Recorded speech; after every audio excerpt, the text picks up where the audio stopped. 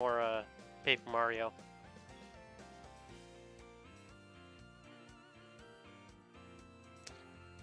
You know, if Game Freak really wanted to put some effort into this game, they could have actually given us what this band sounds like. Yeah, that's possible.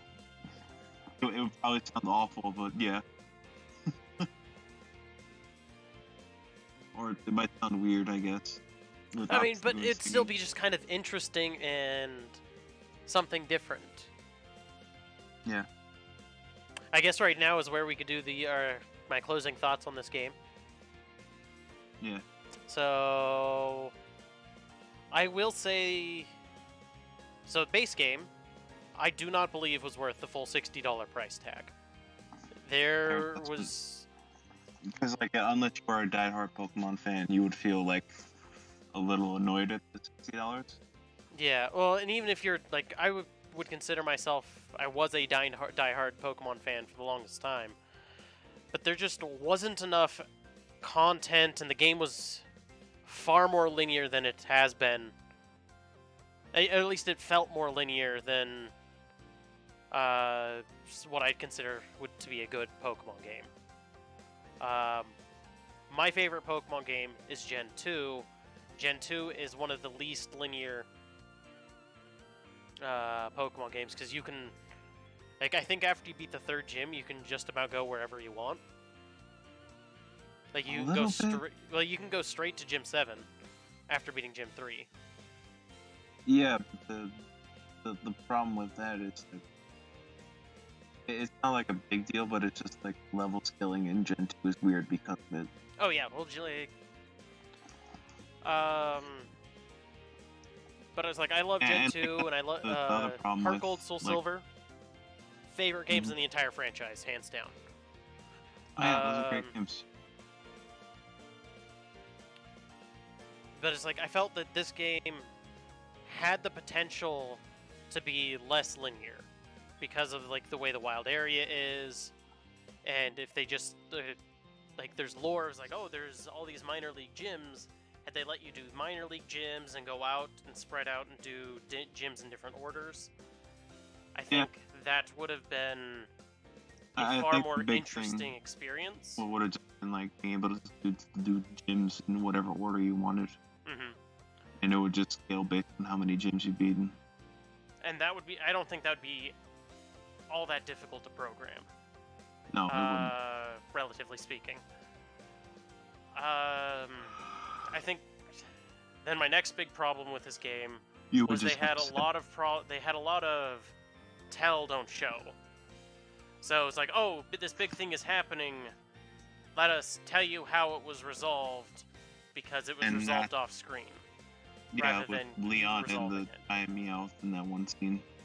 Yeah, there's where that would have been more interesting if you, the player, was there and resolved it, and then Leon, say there's a bunch of them there, and Leon resolves the bulk of it, but have you actually participate in dealing with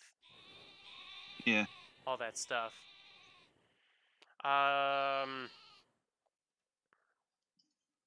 So that's those are my big complaints about this game.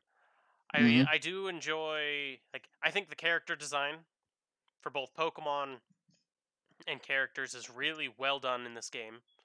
Oh yeah, a lot of great, memorable characters. Far more memorable than all of Gen 7, in my opinion.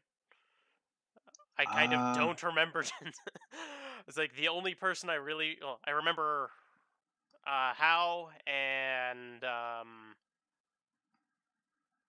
Kukui. And the rest of Gen 7 is kind of non-existent to me. I think the biggest hitters for Gen 7 though were just Kukui, Hao, and Guzma. Yeah. Yeah, boy, Guzma. Guzma's phenomenal, and I love Guzma. Oh, yeah, Guzma's a great highlight of Gen 7. Another... Back on things that... Because it did remind me. Another thing that I have a big problem with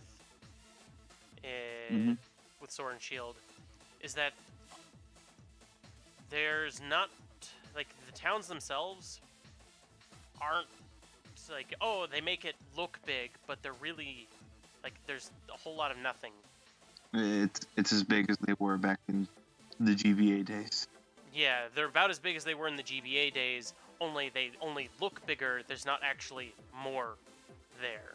I mean, you could say the same with what is it? Extelia City in like Gen 5. Well, I don't have a comparison to Gen 5 because I barely played Gen 5.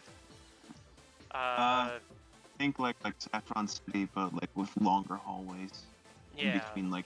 Oh, and like because you also gotta think about it. Saffron City is the big city in Gen 1, but it also has like 2 houses you could actually go into.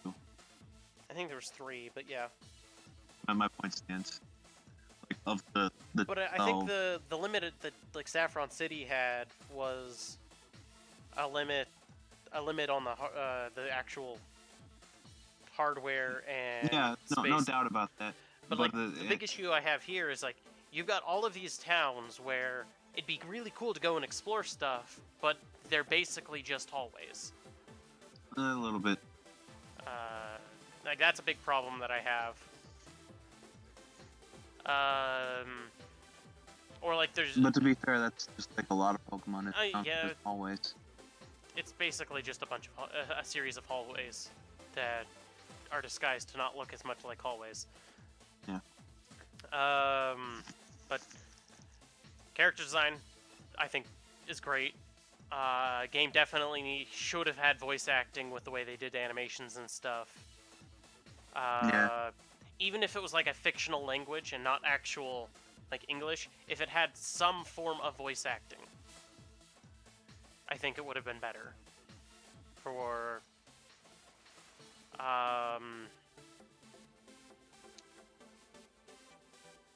if text scrolled faster, that would also be great. Or if you could just skip, like, I have absolutely, like, trying to replay this game, there's no, there is no replayability from what I've gone through. It was like, I have no desire to go through this again. To be fair, though, like, Pokemon doesn't have a lot of replayability. Yeah, say, like, I enjoyed going back, I still enjoy going and replaying Gen 2. I still enjoy replaying Gen 4. I don't know, I guess I'm also just, like, not the person who replayed Pokemon games a lot. When Pokemon was all that I had growing up, that's all I really did. Yeah, that's fair, though. I mean, I probably put upwards of 1,000 hours into Pokemon Crystal, through multiple playthroughs. Because I liked playing through the game and experiencing different teams, playing through the story again, trying to figure out how the hell to use Meganium.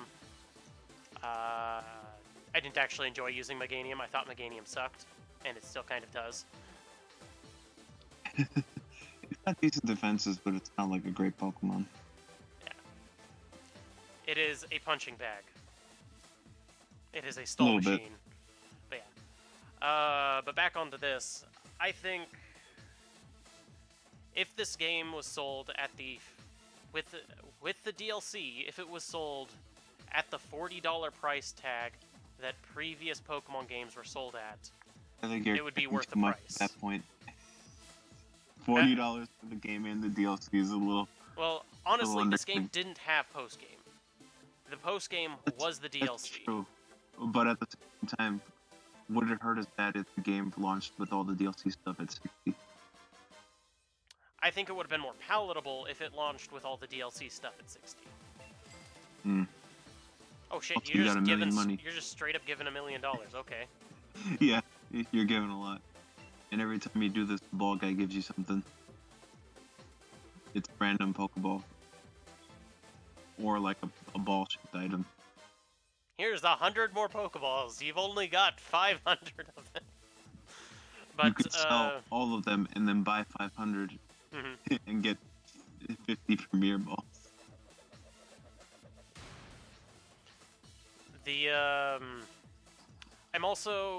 I wish that there was they did better scaling